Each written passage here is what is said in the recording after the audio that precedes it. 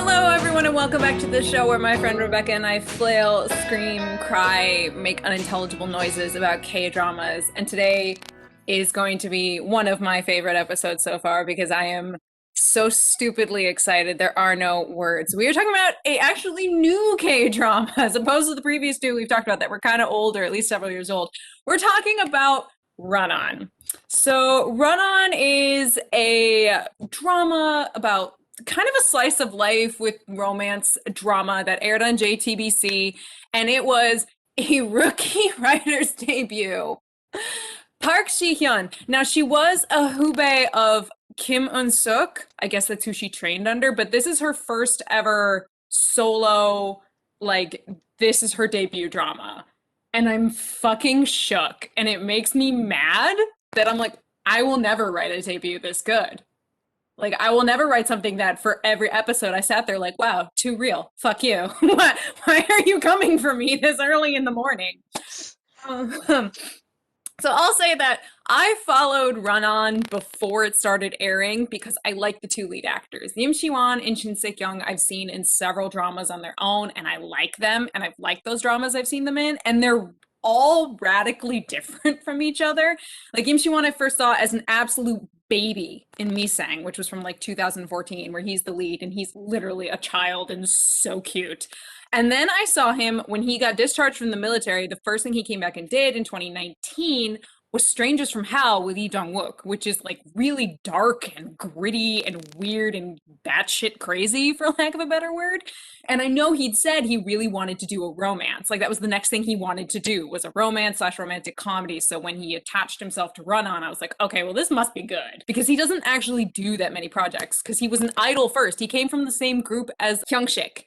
Like they're from the same group of ZEA.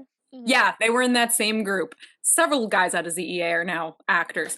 And Shin Se-kyung, I adore her. I'd seen her in Rookie Historian Guhye Rang, where she's fabulous. I think I first saw her in The Girl Who Sees Smells, which is really fun and also will make you stand the villain harder than the main dude.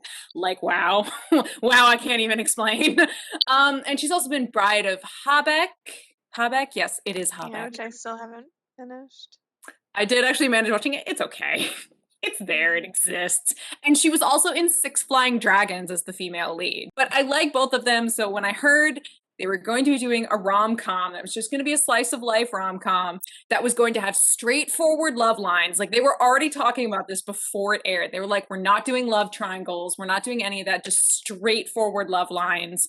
No stupid misunderstanding plots. And I was just sitting there like, my dream rom-com is coming. And she was going to be playing a film translator / subtitler, and he's going to be a track athlete. I'm like, look, y'all are speaking to me on so many levels, surface levels. And I remember when it aired, it dropped its premiere. I watched it, like I was ready, I knew it was coming. And it started airing at the same time as True Beauty, which the crime is that this didn't get the viewing numbers that it really deserved because it was up against True Beauty in the same time slot, which is like rude. But I remember watching it, and I'm pretty sure I was pinging you while still watching it going, Rebecca, the meet cute is amazing. It involves a gun and a fake gun, and we're pretending to shoot people. I'm like, oh my god, and we had a meet too cute.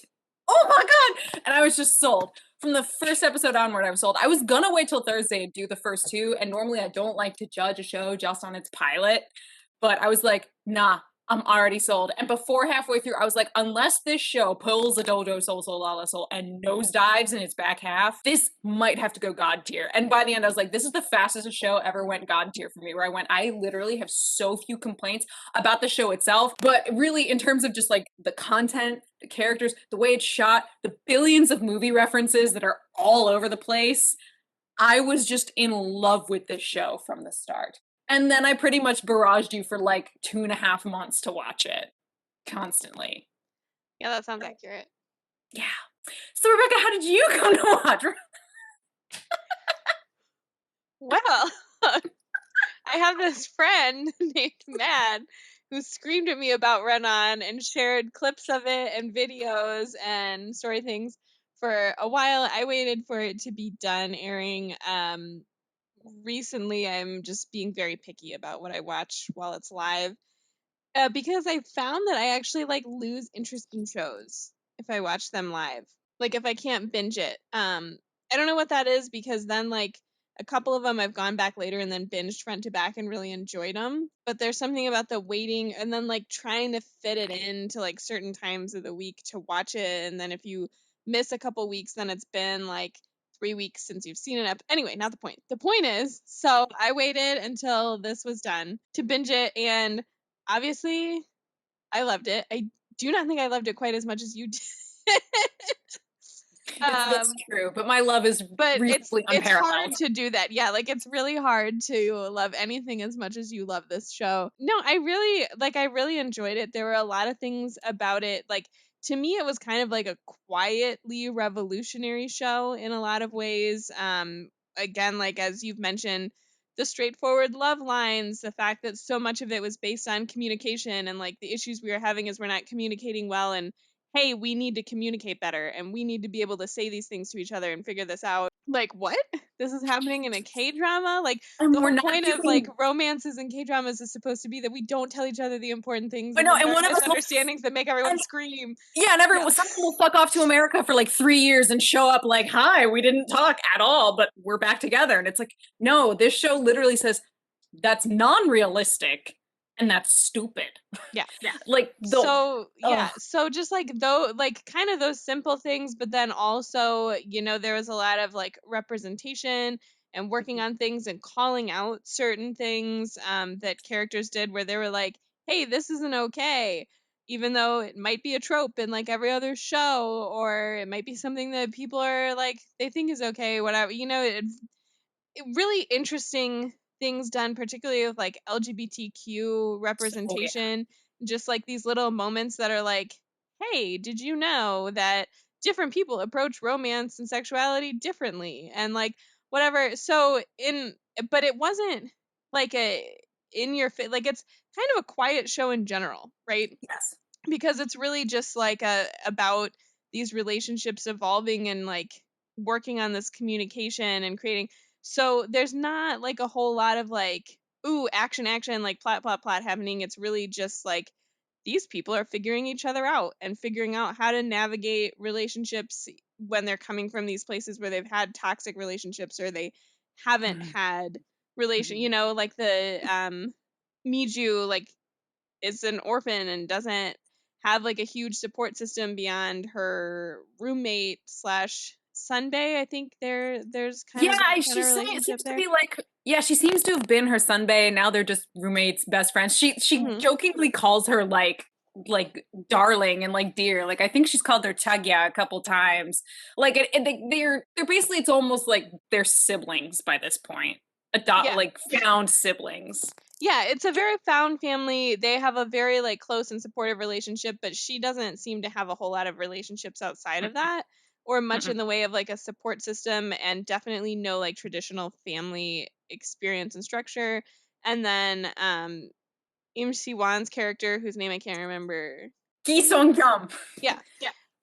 He obviously comes from like this extremely toxic family relationship situation, and he's also in this like sports atmosphere that also seems to have a very like toxic relationship focus on these like really bad power dynamics and things like that. And so having the two of them, like literally their approach to relationship is just like, hey, we're gonna tell each other when things are not okay, and we're gonna like push each other to actually like do this right and communicate with each other and approach this in a healthy way it was like a really beautiful thing. Like, Yeah, especially when you become used to K-dramas pulling out certain tropes, like you keep waiting for like, oh God, they're gonna do a misunderstanding. And even mhm. in moments where they argue, which there's a couple moments that stand out. The first one coming at about the halfway point, I think it's episode 9, and it's after they've had their whole experience on the film set, and he basically says, I've already moved out all my stuff because he's been staying with her, and she is like so sort of taken aback by this, and at one point she goes, I hate this, and goes back into her room, and she's there for like 2 seconds where she walks back out and goes, I don't mean that I hate you, I mean that I hate how pathetic I sound. Like she always wants to make sure what she's saying is being communicated properly, but because she's also coming to understand that Ki Seon-gyeom does not care about himself. in a way that is in any way healthy. But we can talk about that in a second.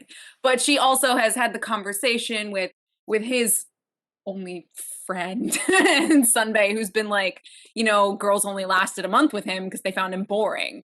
And he even had this, he even said to her, he goes, if I've become too boring, you can just say so. So it's like she realizes he's in this place where he's just already ready to be rejected and kind of thrown away. So she's like, no, I want to make it clear. I'm frustrated and I'm angry at the situation. I don't hate you. I hate how I'm feeling because I don't know how to process this right now. And then the other time is when they have their breakup that's in episode like 13, I want to say. I Yes. think it might be 14. No, it came before 14 because I think they get back together in 14. And I was like, wait, we're already back together in 14? What are 15 and 16 going to do? Because the ending of episode 14 is when she finishes the race. Oh, okay. Yeah, so they actually broke up in, actually, so that would be 12. They broke up in like episode 12, came back together in episode 13, and then 14 had the race, I think. Regardless, they have this breakup, which I have to say, I said this when we briefly talked about Do You Like Brahms in our wrap up of 2020, that this was another show where the breakup made so much sense. And I can tell you, like, as much as me, like, when I was watching it, I was hurting, and I was hurting so much, honestly, for both of them. The breakup made sense because Mi-joo had just been verbally accosted by his father outside of her home at night without warning. And any woman who's like can understand the absolute fear, shock, trauma of that whole situation. And he's so nasty to her. And even the fact that after she leaves, he goes, oh, I wish I could give her like a beating. And you're just like, Jesus Christ. I mean, let's just be real. Ki Seon-gyeom's father is like in the top 3 of worst people ever in this show. Oh my He's god. he's one of the few that to me is pretty much irredeemable. I really loathe his character, but you're supposed to. Like, you are supposed to dislike this guy. But he doesn't feel in any way unrealistic. Like, I could see somebody behaving in this way. It's power tripping is what he's doing. He's power tripping. And he knows he can intimidate her, so he does. Bless her, she does better than me because I'd have been breaking down on the street. She holds it together until she's back in her own house with the door shut, having told him, you come back again, I'll call the cops. And then she just has a complete breakdown. And that really does shatter this sort of illusion of self-confidence she had about like, oh, it'll be fine. Like, it's going to be great. But it's been chipped away at a little. I mean, first off, we get the stark contrast between Seon-gyeom and his father, which is when Seon-gyeom obviously finds out his father has gone to her and clearly said some things. He doesn't know exactly what, but he knows it has to be bad. He shows up. He doesn't even go inside her gate. Like, that gate is unlocked. He could go inside that gate and knock on her door, but he waits outside the gate, just calls her name, tries to call her, and just waits for her, which is very in character for him, but I think it also shows that he understands in this moment he really should not breach almost like the sanctity of the threshold of the home because Yeah, it's already been so violated. it's a boundary respecting thing that is a really powerful, like, visually it's really powerful, and in the story it's really powerful too, where like he's saying, I'm not gonna push you, I'm not gonna cross these boundaries, like, I want to talk to you and I want to make this okay, but I understand that if we do, it's going to be because you have decided that you are willing to come out to me and have this conversation. Yeah, which he's shown several times that he has this deep respect and understanding of other people's boundaries and hers especially, but she's always been very upfront about them, which is obviously helpful. They like the whole theme of their love line is learning to speak each other's language and understand each other's language because they are such radically different people on a surface level, but I think at their core, like they're just good human beings. So they're gonna find a way to come together. But she comes out and she says, she goes like, I kind of don't want to talk to you right now because I'm still really upset and I'm gonna say something I regret. Or she says, I'm gonna make a mistake. And this has been a thing for them is that like, I think I'm gonna make a mistake. So we should cool off. I mean, she says, I don't want to be disappointed anymore. Like, I don't want to have to feel disappointment in you or your family because I don't want it to reflect on you or affect my view of you. And he basically says, so you want to break up and he translates and he says, he goes, that's the only mistake you made was making me have to say it because I think he's just very hurt by the fact that he had to say it. But then he basically says, look, because I think we need to cool off. Let's take some time apart, not break up, just take some time apart because he's equally kind of like her being blindsided by a lot. I mean, his father tends to do a lot of things without giving any fucking warning to anyone. And poor Ki Seon-gyeom gets blindsided by his father so many times in this show too. So they're just like, we need to cool off. And they spend an episode cooling off. And what's interesting to see is how Oh Mi-joo is able to just carry on with her life. She's mentally a lot stronger than he is. And also the fact that he's been someone who's been so emotionally closed off, and she's managed to crack through him and make him start really feeling things. He suddenly really doesn't know how to deal with his feelings, and he's just lying there like, does she really want to break up? And he like can't fold laundry, can't focus, tries to watch movies. Like he does all these things, and you realize like, oh my god, he's the one who's breaking down. The one who you would think would be the one who wouldn't from the start of the show is the one who's sort of like a lost puppy in the rain and doesn't know what to do. Which is why then when they come back together at the end of that next episode, me crying in a chair, and he's just like, I know I'm stubborn, you can teach me anything, just don't teach me how to break up. Me crying in a chair, like, yeah, no, I love their love story. I just like them from the beginning because a lot of it comes down to the dialogue, which is so good and very quirky and unique. You would almost think it doesn't sound natural, and yet it kind of does when you realize these personalities are all kind of quirky. I know that Im Siwan, when asked like, hey, why did, like you said you wanted to do a romance, why did you pick Run On? And he said something to the effect of like the flavor of the words was something he liked. He was like reading the dialogue. I liked how it, like how they sounded, how it felt to read them. And I'm like, yeah, I get it. But he's a character who you meet and it's pretty quick to realize that whatever he's feeling, he doesn't bring it to the surface.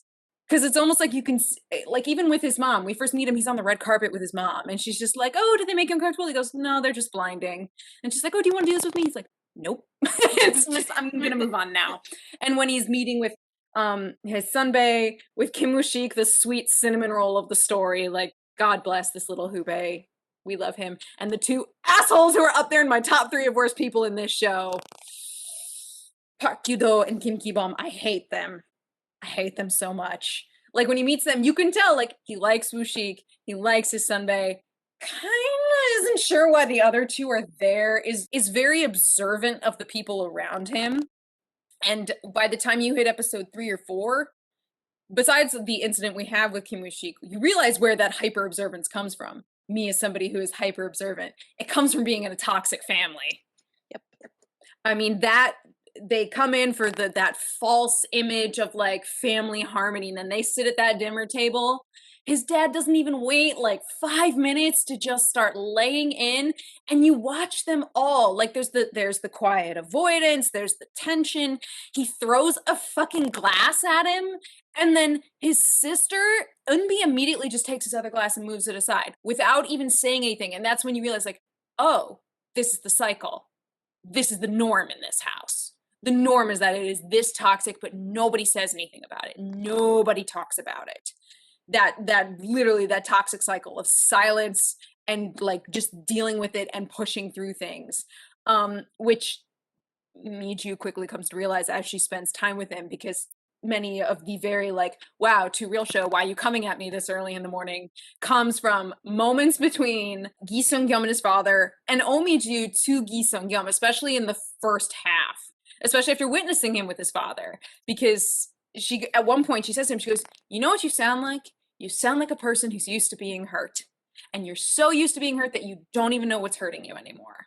Like you're just so used to it, it's become your norm, and you don't realize how unhealthy this is. Me in a chair going, you know, I didn't know I was having a therapy session with my K-dramas. And then of course, as I've said to many people, the one line that literally like, at one of the many, I've lost count, rewatches that I've done on this show, on one of them, there's a scene where Ki Seon-gyeom's father hits him and says, don't you see how much I love you? Which, oh my god, you could write a thesis on that alone.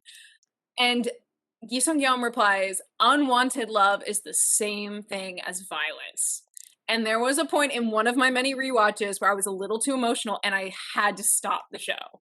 I had to stop, I had to get up, I had to walk away, I had to put on something else, because I was like, I'm literally having traumatic flashbacks right now and I need to leave. Let me leave this behind. And all of that, of course, is wrapped up in the little subplot of baby cinnamon roll Kim Woo-shik, who is the sweetest cinnamon roll, reflecting the danger of the hierarchy system, which God, I love in the disciplinary committee. The one woman on the committee is like, see, this problem is because we enforce the hierarchy. If you had more women here, we'd talk about the problem of the hierarchy. And they're like, I don't think we need to talk about this right now. I'm like, wow, a man telling a woman to shut up about a problem of inequality. I've never seen that before. Never heard of that before. But yes, poor Woo-shik is basically the catalyst for Ki Seon-gyeom to kind of start changing his behavior, where he's forever kind of been the observer, doesn't directly get himself involved in things, but then becomes involved because he sees something that to him is so unjust and so horrifying. I mean, since we all know this show of ours is all about spoilers, Kim Woo-shik gets beaten repeatedly. He is physically abused by those two characters who I named and who I hate, and therefore I won't name them again. And the final beating that takes place is to the point that they talk about he nearly needed a tendon replacement. He had to go into major surgery. His running career is almost over, and this is a new kid, like upstart. He's young. He's really young. And so it's just, and this is a person who did nothing wrong. And when he says, why did they beat him? It was like, because being poor was okay, but being an orphan wasn't. Because it was raining. Because he didn't have cigarettes. Because, Ki Seon-gyeom beat his record. It's all these things where you're like, what in the actual fucking fuck is wrong with these people? And obviously Ki Seon-gyeom is so horrified about this, and even Kim Woo-shik, he's like, oh, but I accidentally hit him back. Like, this poor child is waiting on surgery, and he's afraid that, like, oh, I hit him because I reflexively tried to cover my face so I didn't die. And Ki Seon-gyeom is like, no problem, we'll say I hit him. And man, if he doesn't march into that locker room and just deck the dude, which is beautiful. Honestly, that fight, I was sitting there like, I know we shouldn't endorse violence, but honestly, I'm okay with it here. And even Ki Seon-gyeom says hitting somebody is never okay for any reason. And even he goes, I should not have used violence, but I did. He's like, I'm willing to be crucified. He goes, because what I did was wrong, even if there were good intentions behind it. Which I'm like, wow, what a moral character. Like, for a dude who grew up in such a toxic family, he has a really good moral center.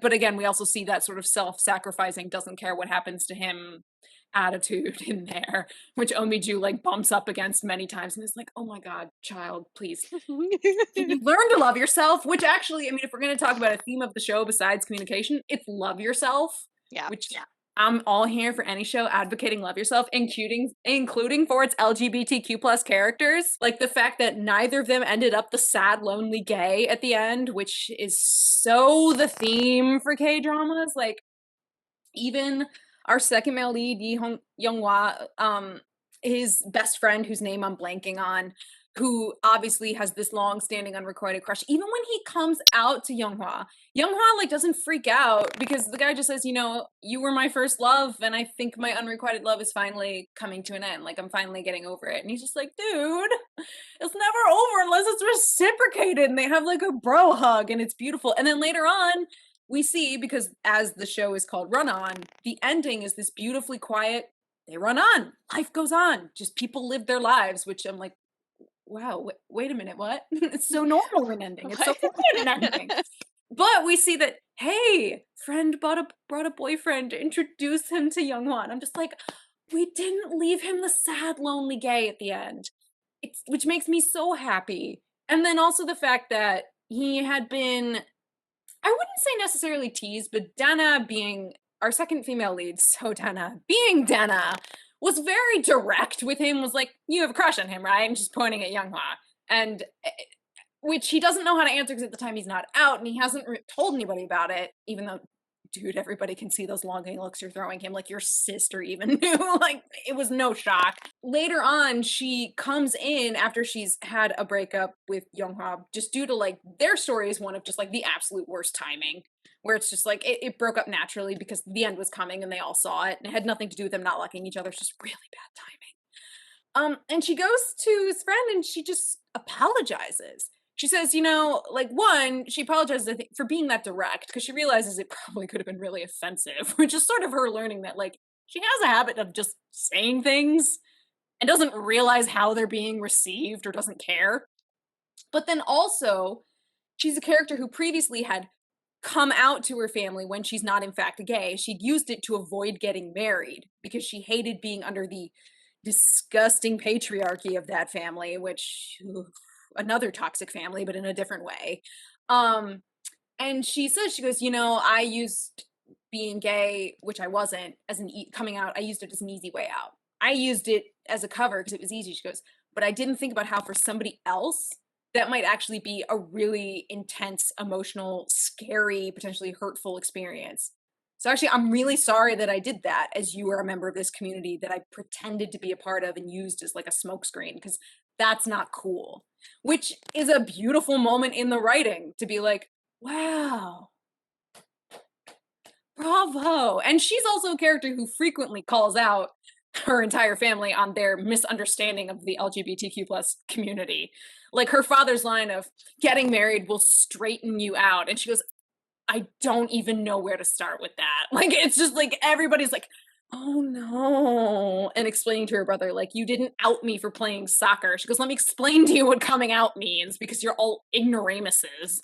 Yep. The level of ignoramus. And then, as we said, Mi-joo's Sunbae, who is asexual, but not a romantic, which they make a point of distinguishing in the narrative, which to me was just like, first you gave me ace rep in the funniest way, because if Ki Seon-gyeom stays over at their place and she goes, you don't have to worry about being in a love triangle. I'm asexual. Like, I have no interest in you. It's fine. You and Mi-joo, I'm not gonna get in your way. I'm asexual. And he's just like, blink, blink. Oh, okay. Not sure where any of this came from. Because he still hasn't processed that Mi-joo is very much into him because he's not there yet. He's working on it. And then later, when she teams up with Mr. Jung, which is the most hilarious. Oh my God, so cute, though. It's the cutest side romance, which begins in the best way, where he approaches her because he's immediately struck by her, hands her his business card, which God bless, he's such an awkward being. And then he's just like, do you have a, he says like, do you have a boyfriend? Are you married? And then he backtracks immediately and goes, I realized I should have asked this first. Are you interested in dating men? Which I was like, oh my God, Mr. Jung is woke. Mr. Jung knows what's up. I mean, working for Dana, a girl who used being gay, which she wasn't, as a smokescreen, that's actually like, and also he was from America is what we've gathered. Like he was with So Tae-won in America. So he's clearly been exposed greatly to better culture than like an insular. And I just remember seeing that. I was like, what a beautiful way to start that conversation. But then they're like, but then Ki Seon-gyeom was like, wait, but roommate. I love how he just calls her roommate the whole time, which to me is really funny. And it's clearly like almost like a term of endearment. He means it respectfully. He's just like, I thought you were asexual. She goes, oh, but I'm not against romance. And I'm like, we're distinguishing asexual and aromantic. And she even says, she goes, and that was until I met Mr. Jung. I'm like, so really she might be demisexual? Which like still, she says, I cover a wide range on the spectrum. I'm like, we're acknowledging it's a spectrum. I was literally like flipping my shit in my chair because I'd never seen a show that was that inclusive and that straightforward about it, as well as actually being that informed about it. Like they were also trying to educate their audience to understand, like, no, like get it. It's a spectrum. It's different. Like just because they don't want sex doesn't mean they don't want romance. And it's like, those are very different things. And I'm just sitting there in like a little ball of joy. Like, I love a show that does this because no show has done this. It was a good show for representation. It was a good show for many things, including also, I want to say, the soundtrack. I really liked the soundtrack. It was very emotional when it needed to be. And then also the song Run to You by Lucy, it comes on and I just start having feelings. And I'm like, it's my babies. Look, I'm convinced right now that Ki Seon-gyeom for me is my standard for men. No other men need apply. I want to put him in my pocket and keep him. He's so cute. I mean, his confession in episode 10 is the cutest, most awkward and like real seeming confession because he's so nervous. And you could tell like he doesn't know what to do with his hands. And it starts out per usual. There's conversations like it seems like it's gonna come full stop and be really awkward because he's like, oh yeah, I watched Jerry Maguire. She goes, oh, was like, did you like it? No. Like, did you find it fun? No. And it's like the way he says it, you think it's gonna shut down. He goes, but it gave me a warm feeling. And he says, like, your affection for me gives me great value. Basically, he's like, the fact that you seem to like me in any way makes me feel really good about myself. And I'm just sitting there like, oh, my baby. So cute. And he's just like, I just don't know. Like, if you want to hold hands and hug me and kiss me and all these things that I wanted to do the way that I do. And you can see, like, she'd come embraced to be like, well, she'd already had several fantasies, which they'd shown of like it not working out, which admittedly were really funny. And apparently all references to different, like, Korean films and dramas, which cracked me up. My favorite is him on the keyboard as like a nerd. Remember the girl? I'm like, that face he makes at the keyboard, God bless. And she's just like, I'm gonna give him a smooch. She's like, that's my answer. I'm like, these are my children and I love them very much. I want to love and protect them with all of my heart. And then in terms of the second couple, I really liked them too because they were really funny. They were very funny. They brought a nice, so fun as the character. a It's nice just like comedy to it. Yeah. it is interesting to see that it's also a Nuna romance because she's at least like 6 years older than him because her, Ki Seon-gyeom and Oh Mi-joo are all meant to be around 30, which is kind of their actual age. And Younghwa's, I think they said he was like 24. So it's technically a Nuna romance. There's like a 6-year difference. And there's also a real big life difference. I mean, not only are they from different worlds, which is made very clear and it's echoed many times, but also he's never really had the experience of being in love. I mean, she ends up being his first love. And so you see that sort of naive, like throw yourself wholeheartedly into it kind of thing, where she is very guarded. She holds everyone at about 3 arm lengths, which is obviously an effect of growing up in that family of hers, where like she's the eldest, but her father is such a misogynist that he waited until his second wife gave birth to a son and then waited like 10 months later, which means he was clearly like probably cheating and having an affair. Like 10 months and you're already married with a kid.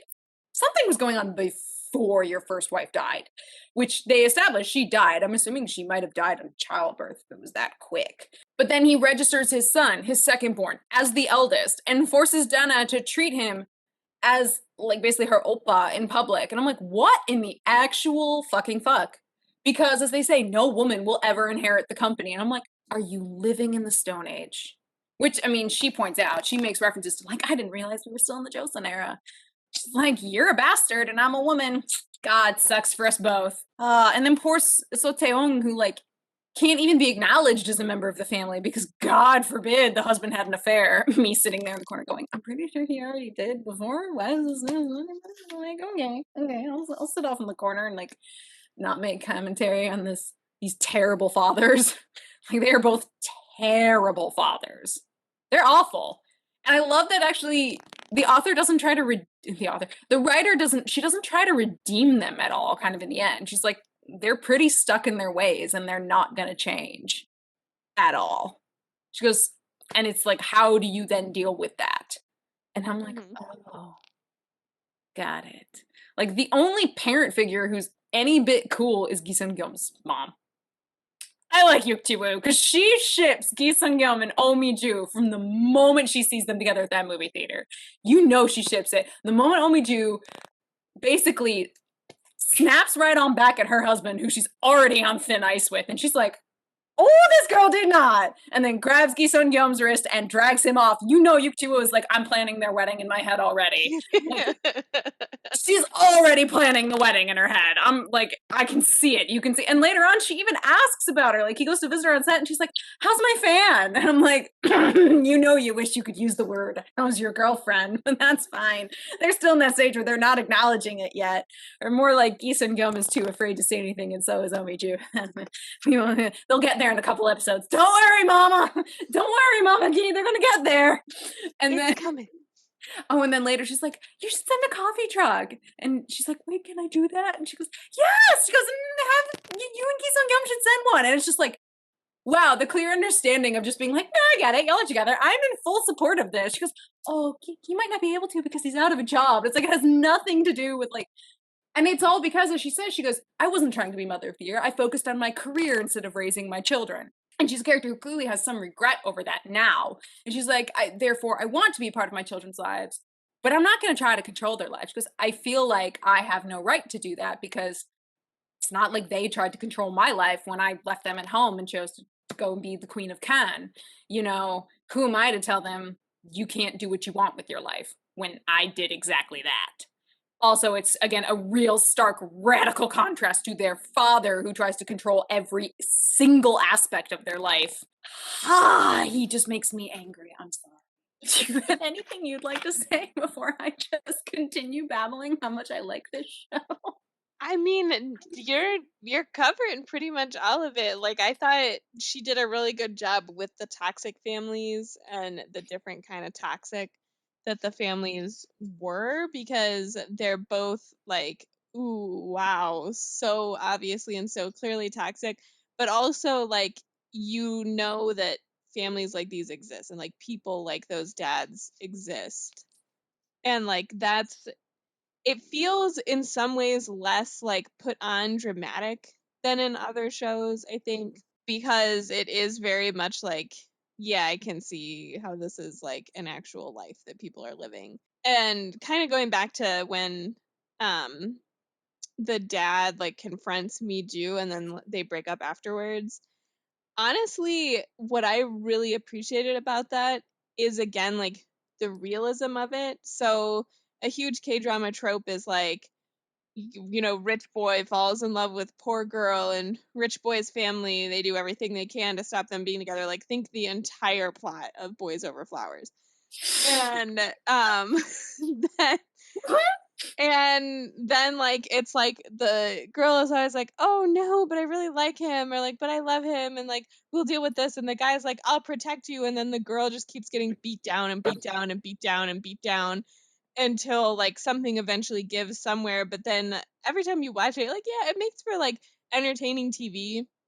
But like, frankly, in real life, if I was dating someone, like, I don't care how much I like them, if their family is harassing me, I can't, like, I'm not gonna put myself in the position of being harassed just to like date somebody. Like, I don't care how fond of them I am. Like, so I like really appreciated that about her, and the fact that he didn't come into that conversation all like, I'll protect you and I'll make sure it never happens to you again or whatever. Like, he understood like what happened to you was not okay, and I can't ask you to be okay with it. No, and he even And says, he like, goes, I'm mortified by it. He goes, I'm so embarrassed by my father. Like he comes in equally kind of as stricken as her, but in a different way. He's feeling all of the like, my dad is fucking responsible for this. He goes, what the like, why did I have to come from this family that behaves this way? And I feel so bad because he's now hurt the person I care about most, who he considers his strength. Like I said, that was one of those things where they break up and I go, yeah, but it's so normal they'd break up over this. Like, can you imagine this happening? Like, and what I find also interesting is you said there's always the trope of like the rich family blames the poor girl for the changes they see in their son that they don't like. What's actually interesting about this show is that all of the changes Ki Seon-gyeom is making all came from within him. mhm. She might have spurred along the train that had already started, but the train had already started moving on the tracks. It was from the moment he tries to stand up for Kim Woo-shik, and then in what is a very powerful moment when he chooses not to run, when they're on Jeju Island Mhm. and they're on the track and everybody is doing practice and they take off and he just stands there at the starting block and just chooses not to run. It's this really amazingly powerful moment because it's the very clear change where it's like, all right, he's in the mode of take no prisoners and I'm so done with everyone's bullshit. And I'm like, and he even tells his dad, he goes, you threw basically gasoline on the fire. I told you to let the disciplinary committee happen. You tried to cover it up. I'm not letting it get covered up. He goes, because I gave this kid hope that the people who did wrong would get punished. And that includes me in this situation. But he also doesn't want to out Kim Woo-shik as a whistleblower, which, God, the toxic culture of sports. I don't even want to. I'm in figure skating and I follow figure skating. Every sport has its own toxic culture. This is clearly the toxic culture of this. But he chooses not to run, and it's also interesting because this is a show where, as much as we talk about being able to run on with your life, he's a character who started running because he didn't want to deal with something. It was, he'd injured his shoulder. He'd been a javelin thrower. It's never really explained how he injured his shoulder, but bad enough that it killed that career. And his father, having no sense of sympathy and empathy, is just like, your legs are still good. Why don't you go play soccer? You can achieve your dream of being an athlete, even though like he knows nothing about his son, and it's fine. And his son is just doesn't want to deal with any of this. And in his hospital gown, just like we see him, he takes off and he runs. He goes, "You're just out of breath. You don't have to think about anything." So he has a habit of just running away, which kind of sums up his character. It's run away, bury it all, don't deal with it, don't engage with it. And then he chooses to not run, to go over and directly engage with the goddamn press. And not only that, goes, "Yeah, Oh Mi-joo, you need to translate this for the foreign press here to make sure everybody hears that I assaulted my juniors." And I'm like, oh no. I was like, and the plot train just went rolling. Okay, let's go. But that's really part of the beginning of Ki Seon-gyeom's father really hating Oh Mi-joo and blaming her for everything because he can't see what's happening with his own family and his own son. And also, as she says, she goes, "Your son is not an object." He says, "I can absolutely own him. I raised him. He's my son." And it's like, yeah, we'll talk about the toxic nature of that later. But because it doesn't view his son as an individual, as a person, but really as a piece on a chessboard that he's going to manipulate and must, fall under his crack of the whip, of course he's going to turn to the nearest thing. He's just going to be like, air quotes, "I would never hurt my son. I love him," which, God, the number of times he said that, and I wanted to deck him. He's just like, "But I'll hurt everyone around him," because that's a healthy mindset. And so, as we said, he ends up, basically stalking Oh Mi-joo and waiting outside her house to verbally accost her in the dark when she's alone. Like throwing out her goddamn trash, like literally doing the most mundane thing. And yeah, I felt scared for her when I watched it. I was like, every woman knows. Because they break up naturally. As I said, they come back together and it's very natural. And and it also, what I love is, like I said, as much as Ki Seon-gyeom is the character who's like emotionally falling apart during their breakup and like not able to function normally, when they get back together, and poor baby is just like crying his eyes out because he's so overwhelmed. Which she even says, she's like, "It's okay, you can cry. It's okay." And she gets him back and he's just like, "I keep embarrassing myself in front of you." And she's like, "Look, I talked with other people about it," which she did. We see that during this time where she's been perfectly fine. Well, I mean, I'm sure she's Outwardly, yeah. yeah, outwardly she can carry on, she can function, no problem, but she has those beautiful talks with her roommate, with May, and May says, like, "Hey, he's not like one of your shitty ex-boyfriends. Like, he's actually a good dude. I understand this is your MO, this is what you do. It made sense with the shitty ex-boyfriends. Maybe consider not doing it this go round." She goes, "It's up to, like, very much it's up to you, but think about it. Like, think it through. Work through what you need to work through up with yourself, and think about whether you want to really carry on with this relationship and all of that." And she even said, and so when after Oh Mi-joo has had that think and they're sitting together in the car and they're having their little talk, basically the understanding of, we're getting back to, like, this is not a breakup. Our break is over. Like, it's fine. Please calm down, Ki Seon-gyeom. You're okay, child. She says, she goes, "Man, she goes, apparently this is what couples do. They have disagreements. They argue, they fight, and then they talk through it, hopefully, and get through it." In this case, they will talk through it and get through it. And then she'll just be like, "House is empty. You should come over for ramyun." Which I legit cackled when that line happened. I was like, oh, I was like, everyone who went to K-dramas or was in Korea knows.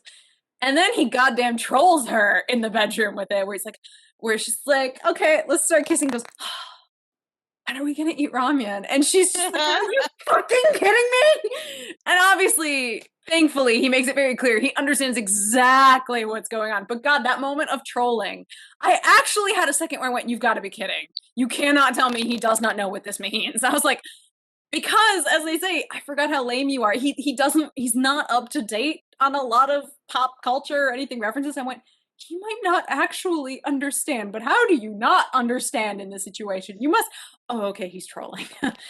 Got it, he's trolling. And then backing out on the no minors sign, the 19. Oh yeah, that scene. So good.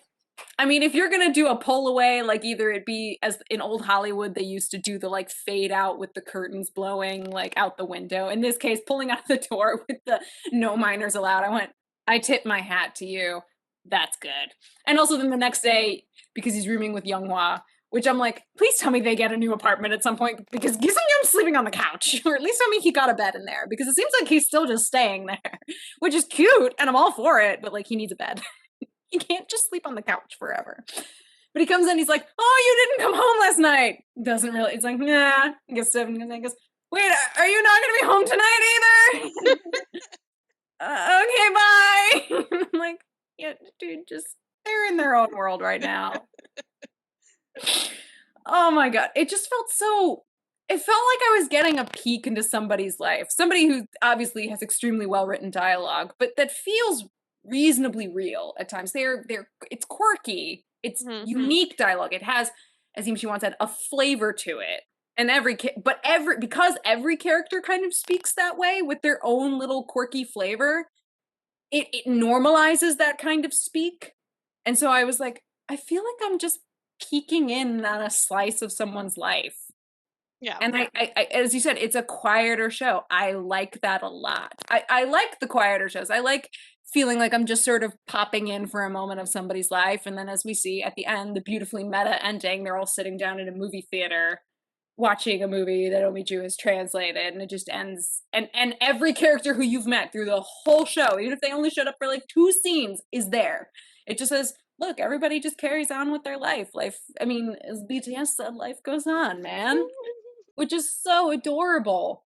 But then also, as it is a quieter drama, and as we said, it was up against True Beauty in the same time slot on the same days. It did not get huge viewing numbers. But every person I have seen on, because I lurk in K-drama Twitter, has loved it. And it's everybody I know who's watched it has said, no, it's really good. Like, it is just such a well-written show. It's well executed. It maintains its strength throughout, which, as we know, sometimes is rare in K-drama. It's because sometimes they fall flat. But this one is like, no, mate, we know what we're going to do and we're going to do it. Like, and considering it was a show that had to stop production so many times because people would get diagnosed with COVID, like this, I think was set to air earlier in like late 2020, but production kept getting pushed back because it'd be like, someone came down with COVID, shut it all down, 2 weeks, nobody's doing anything, everybody's getting tested, everybody, back to, dude, South Korea got a handle on that nonsense. They got it. They figured it out. But it ended up going up against True Beauty, which was so anticipated. And everybody was getting ready to watch that, which I waited till after it finished airing and then I watched it. It's fine, guys. I loved this show. It is God tier for me. Like, it's truly, like, this is the kind of slice of life writing that I like. And it did everything. I figured I would like it, but after, honestly, after getting burned by Dodo Soso La La Soul, I was really nervous about anything that was coming in as a quirky, upbeat, slightly fun rom-com. I've been so burned that I really was like, I'm nervous. I was so burned. Nobody talked to me. I'm not ready for it to be good. And then I was just like, oh shit, this is good. Oh shit, this is really good. I need to protect all the babies in this show, except for the ones who are hot garbage. They can sit in the garbage. Mostly the fathers, those 2 runners, and also Sodana's older brother. He can sit in the hot Yeah, and like garbage. the coaches and the whole. The coaches can go too. Mm-hmm. Hot garbage. Goodbye. I don't want any of you. I don't want any of your bullshit. I'm out. These are hot takes I'm not here for. Goodbye. So yeah, I love this show. Really, TLDR, I love this show. I just love it. We can acknowledge there were problems, which mostly our problems came with the subtitles, which we had some issues with the translations and the subtitles. Yeah. That was my main complaint is you could tell, and I in general have issues with Netflix subtitles, which is interesting to me because they actually like pay people to do those translations. Yep. And like it's not like Viki where you're getting free fan source translations. I almost universally prefer Vicky subs. Because there's always something in the Netflix subs. Like, there are the things that I've talked to you about, my pet peeves, where they like reverse the name order in the translation, or they replace the titles that are nicknames people use in the subtitles with the actual character name and stuff, which can really take you out and like take away from what's happening in the dialogue when people have like moved to a different term or like something like that. And like, Yeah, if which you don't hear, like, if you don't know enough Korean to understand that that's happening, you're missing a whole layer of like the intimacy and the things that are being discussed. So those are things that happen in almost every Netflix subtitling that drive me insane.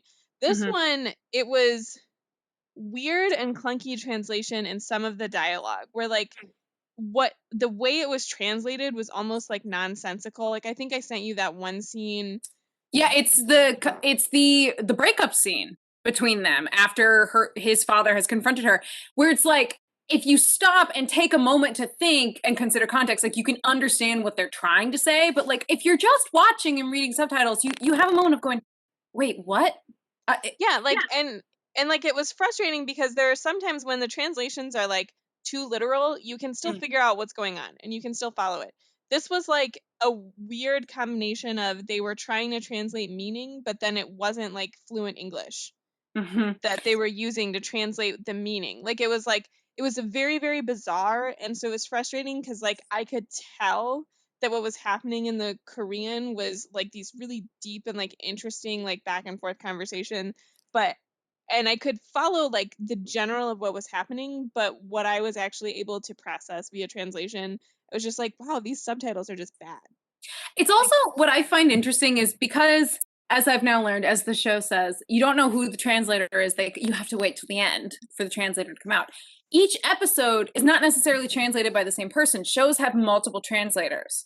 As I was realizing while watching this, and I went, this is odd, in my opinion. I honestly think you should put one translator on the show, so then the subtitles are at least cohesive across the drama. Yeah. Because some of the episodes, like you were talking about with the kind of the nicknames or the words of address, as we talked about, there's a hierarchy, there's a lot of levels of politeness. But even when like Younghwa asks Ki Seon-gyeom, can I call you Hyung?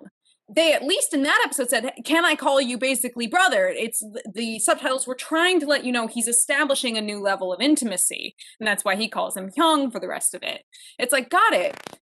Great, that episode, A+ to that translator, for like, you were really trying to be like, this is as literal as I can get, and I'm trying But to make then you after that, they still don't translate it as brother.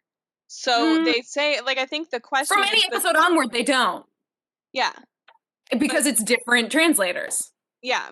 And which I'm so, like, like, again, it loses that. Like, it's just an interesting thing that, like, I worry a lot about people who are English speakers watching Netflix K dramas mm, and what they're missing. So, like, one of the things is like obviously studying the language on the side has helped, but one of the yeah, things I really like about Vicky is when they do the more literal, like, you are confronted with like these words mean something, and like they add additional context. And then sometimes even in Vicky they'll have like a star and like, this is why in this context they're using this word and whatever. That's really helpful to because there's different layers in the actual dialogue and the words used because of the way Korean is structured and because of like the levels of formality and the way they use titles and nicknames and how that designates different levels of intimacy and what the relationship between people actually is. We don't have that in English like in the no, same way, which I think is why when translators for something like Netflix, they're just trying to make it accessible so people actually understand the words that are being used, which to a certain extent, like, I get that. But then I also feel like you're not going to have the same experience of the K drama or of K dramas in general if you're yeah. missing that like linguistic and cultural piece that really informs a lot of like relationships in a big way. And so just drives me insane. Yeah, some shows do it well. We mentioned Chicago Typewriter, and that's one where they even have conversations of like, are you going to speak to me casually? Are you going to do it formally? Or her calling him Jakanim, Jakanim. He goes, you got to call me something else. They at least that subtitler or those subtitlers, because I can't remember how many there were actually on that particular show, made efforts to try and make it clear, look, these are levels of formality that people are being addressed certain ways, and we're going to maintain it through the show, which they do. I give them credit. In this one, it sort of depends episode to episode. It depended who your translator and subtitler were. Like some things they got right, like the fact that Ki Seon-gyeom addresses everyone formally, like universally. Even Oh Mi-joo, like when they're dating, he still addresses her formally. They do not speak casually. Well, she kind of does to him, but he is pretty much always formal. And he always calls her Oh Mi-joo she, and they always translate it as Miss O, which like, yeah, the reversal of the names is annoying, but it's getting across he's being really polite because he just is. It's like some things they get right and yet others they don't. And it does come down to they go in with like the assumption we're translating for the people who aren't going to understand and or will not care to get the explanation. And yet, especially when this is a show about communication, like I actually like put in the freaking asterisk. Like, just put in the asterisk and say he's calling him young. It's a level of intimacy. The sunbae and hubei, I get it. You're doing senior and junior, but it doesn't quite have the same context. It's like, yes, that is a literal translation, but the cultural context behind it is missing, which would make for what you would call like clunkier subtitles. They'll be longer. They'll be a little more involved. Someone might have to pause to read them.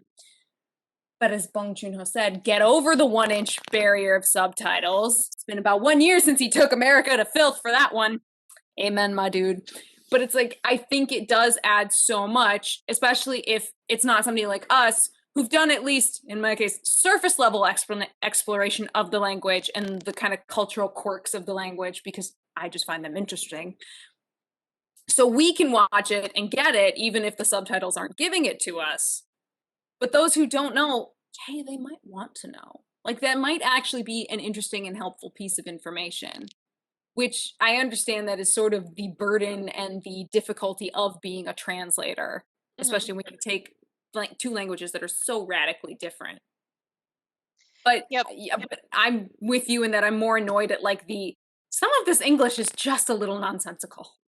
Well, I think for this one, so like it bothers me in all Netflix. This one I think had some more egregious, like this translation is just bad moments, but it really killed me because the show, one of the main characters is literally a translator, talks about translation, and it had an amazing line about like what is good translation, and she says when you don't notice it, like when you don't think about it because it's just like so natural that it's like not part of the experience for you, is you're not having to digest the translation.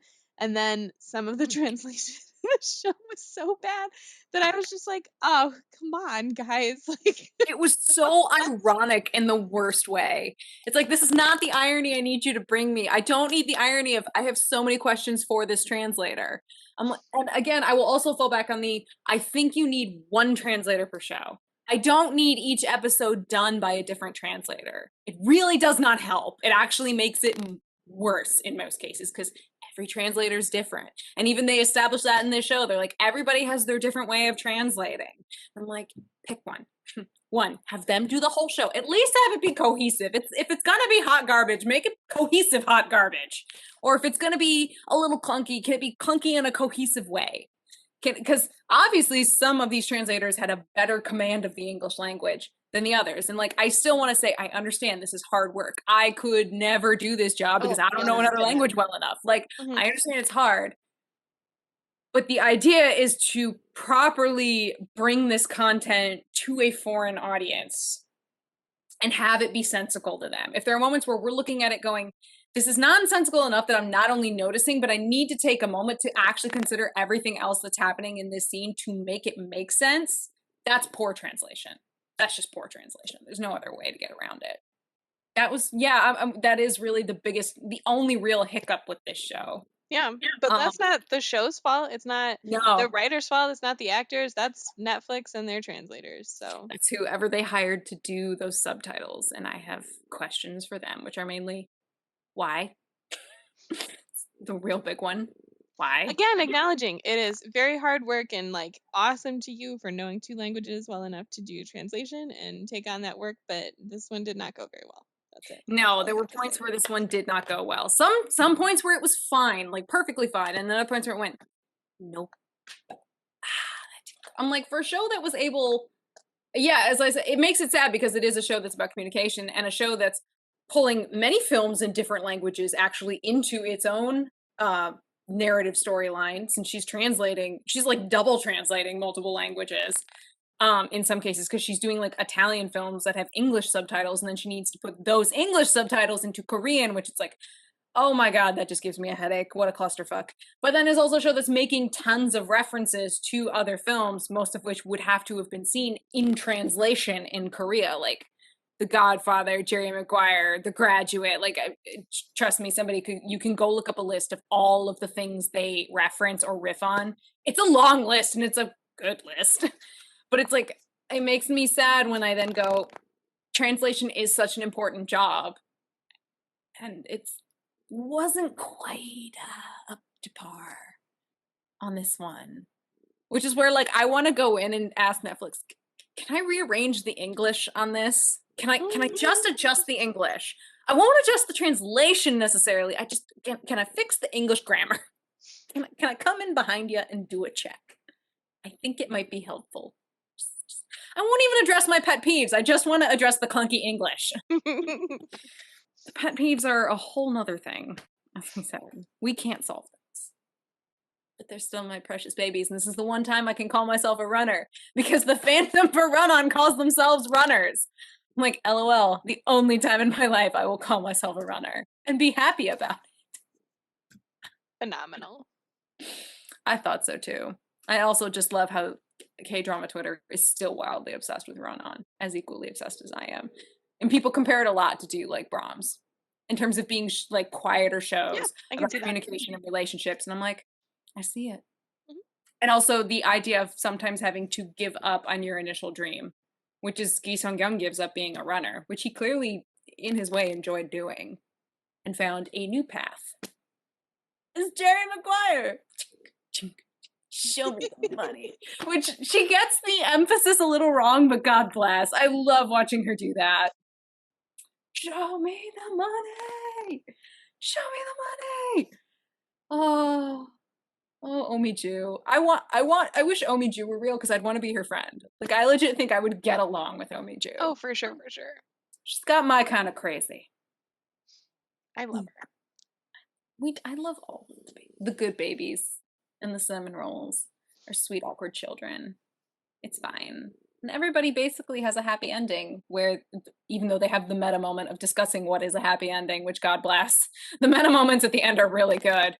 But they just say, it's like, what is a happy ending? Being with the people I love, just living my life. You do it. They get it. Hashtag can't relate. Okay. But they do it. It's a beautiful ending. And I yell at everybody to go watch it, especially because it didn't get the viewing numbers it deserved because it was up against True Beauty. I just wish this had gotten better streaming numbers. Just because it deserves it.